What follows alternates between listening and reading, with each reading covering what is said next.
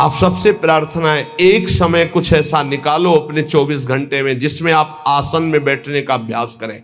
सुखासन, पद्मासन, सिद्धासन, इसका बहुत लाभ मिलेगा। देख लीजिए, आसन भस्म करे संसार होई आसन से पक्का। संसार के चिंतन का नाश तभी होता है शांत बैठे। ये नहीं यहाँ खुजला रहे, यहाँ एक बार रख दिया आप त्वगेंद्री, चाहे जैसी परिस्थिति हो, बार बार मन जाएगा यहाँ खुजला, नए मंत्र में लगा रहे, शांत नहीं, जांग दर्द के नहीं, मैं शरीर नहीं हूं, राधा राधा राधा। धीरे धीरे देखो शून्याकार वृत्ति आने लगेगी।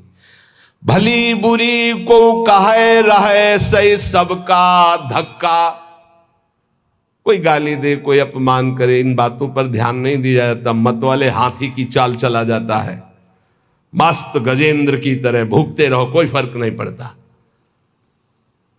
भली बुरी सबकी सुन ले बे, करी गुजरान गरीबी मां, मन लागो मेरो राम फकीरी मां। कहत कबीर सुनो भाई साधु, साहब मिलत सबूरी मां, मन लागो मेरो यार फकीरी मां। शांत भाव से सब सह गए। धीरज धै संतोष रहे, दृढ़ हुए ठहराई। धैर्यवान, पक्का स्वभाव, विचलित ना हो। जहां जमा के पैर रख दिया, जमा दिया, हटा नहीं सकते, गर्दन कटा सकते हैं। यह है सूरवीर योद्धा का मार्ग, भजन का। अर्थात जितने माला, जितना पाठ, जितना नियम, कभी छोड़ नहीं सकते। धीरज धैर्य संतोष रहे, दृढ़ हुए ठहराई। नियमावली को प्राणपन से निर्वाह करना, ये विनोद की बात नहीं, परमार्थ।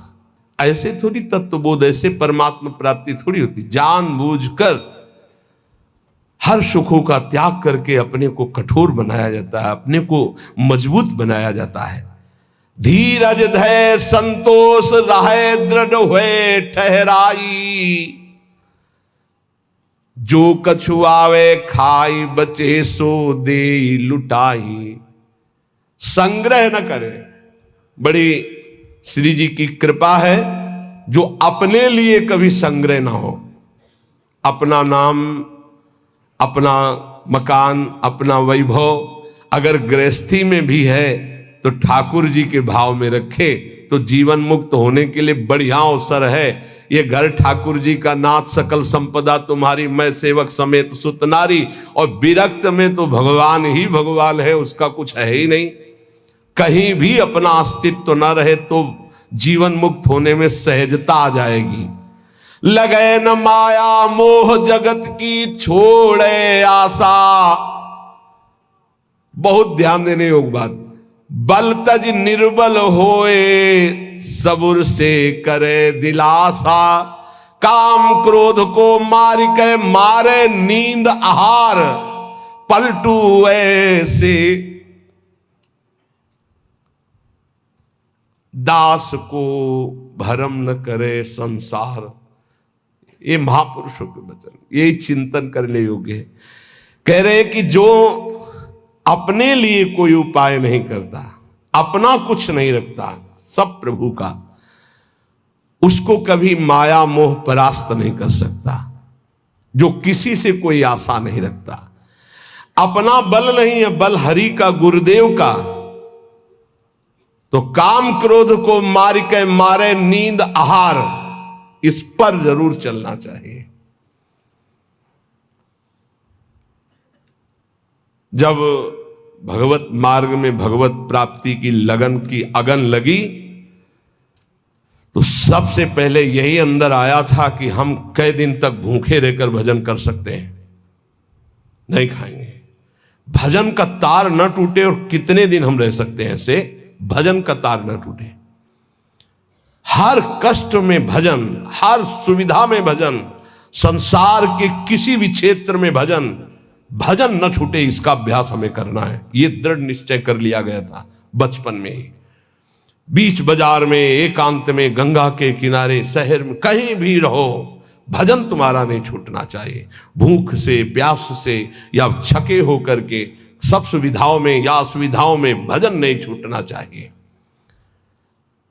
काम क्रोध को मार के मारे नींद आहार, यह है दिग्विजयी योद्धा भगवत भक्त।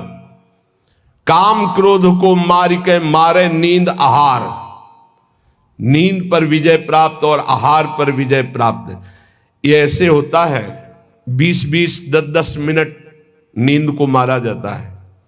ऐसा नहीं कि बचपन से ही नींद पर विजय प्राप्त हो जाती है, बहुत कष्ट सहा जाता है। रात्रि में जहां गुरु आश्रम में थे 9 बजे सो जाते थे, 4 बजे उठने का नियम था वहां प्राय सब। गुरुदेव ने 2 बजे का नियम बनाया, तो गुरुदेव 2 बजे उठते थे और सबके लिए छूट थी। 2 बजे उठते थे, 2 बजे उठा देते थे। प्रातः 2 बजे उठना और रात्रि के 9 बजे शयन करना, ऐसा नियमावली बनाई थी गुरुदेव भगवान ने। धीरे धीरे 9 से 9:10, 9:20, धीरे धीरे 10 तक पहुंचे। ऐसी लगन जब बढ़ती है 3 घंटे विश्राम, 12, 1, 2, बस वही लीला यहां चल रही है। जो अभ्यास दृढ़ कर लिया जाता है वो अभ्यास दृढ़ हो जाता है। नींद अगर हमको परास्त करे तो साधक कैसा? हम अपना सत्संग भगवत प्राप्ति के लिए होता है, मनोरंजन के लिए नहीं होता। यहां वही बैठेगा जिसे भगवान की कृपा से भगवत प्राप्ति करवानी है, भगवान को वही बैठेगा। काम क्रोध को मार के मारे नींद आहार। अब उल्टा, जो मारे नींद आहार वो काम क्रोध को मार के, जो नींद और आहार को मार देगा वो काम विजयी हो जाएगा, वो क्रोध विजयी हो जाएगा। पक्का समझ लो, आहार से ही काम प्रकट होता, काम से ही क्रोध प्रकट होता। क्रोध और नींद दोनों गुरु भाई हैं, तमोगुण से प्रकट होते हैं। निद्रा आलस्य प्रमादो तम तत्तामस मुदाहरतम। पलटू ऐसे दास को भ्रम न करे संसार, ऐसे दास को भ्रमित नहीं करती है माया। साहब के दास कहाए यारो, जगत की आस न रखिए। समर्थ स्वामी को जब पाया, जगत से दीन न भाखिए। थोड़ा सा तो सहयोग कर ही दो आप। नहीं, कभी भगवान का दास होकर किसी भी निमित्त उत्सव आदि के लिए भी नहीं, किसी से हमें कभी भी इशारा करना पड़े किसी भी बात के लिए, बिल्कुल नहीं, बिल्कुल नहीं। कोई ऐसा उत्सव नहीं, ना लेना ना देना, मगन रहना। हरिनाम लेना, हरिनाम देना, राधा नाम गाना, राधा नाम गवाना, यही हमारा उत्सव है। सील स्नेह शीतल बचन, यह संतन की रीति। सुनत बात के जुड़ाए जावे, सबसे करिए प्रीति। संतों की रीति यही है कि उनके वचन सुनकर संसार के ताप से तापित जीव आनंद को प्राप्त हो जाए। हमारे प्रभु अंदर की बात देखते हैं। देखो, बहानेबाजी जो है, अंदर का भरोसा टूटा ना प्रभु का, तो बाहर का नाटक प्रभु की प्राप्ति नहीं करा सकता। अंदर का भरोसा, अंदर से अगर अर्थ प्राप्ति का किसी भी तरह से भाव बन गया तो हमारा जितना किया करा ऐसा माटी हो जाएगा। चाहे हमारे शिष्य हो, चाहे हमारे मित्र हो, सब ये बात सुन लीजिए। हमारी अंतिम अंदर की बात यही है, हम कामी हैं, क्रोधी हैं, माना हम भगवान के लायक उस कोटि के नहीं, लेकिन कम से कम जो हमारे भगवान का भरोसा है वो तो ना टूटे। प्रियाजू का भरोसा ना टूटे, चाहे विश्व में कोई भी हो। ये बात समझ लो, अगर भरोसा उनका बना रहा तो आप कुछ भी हो भगवत प्राप्ति हो जाएगी, और भरोसा प्रियाजू का टूट गया तो कुछ भी हो भगवत प्राप्ति नहीं होगी। बात भरोसे की है। यहां जो अभी कहा गया कि पलटू ऐसे दास को भ्रम न करे संसार, ऐसे दास को भ्रमित नहीं कर सकता। कैसे दास को? कि जैसे हमारे इष्ट रखें वैसे हम रहें। जो प्रभु हमें पवायों पार, जैसे प्रभु रखे।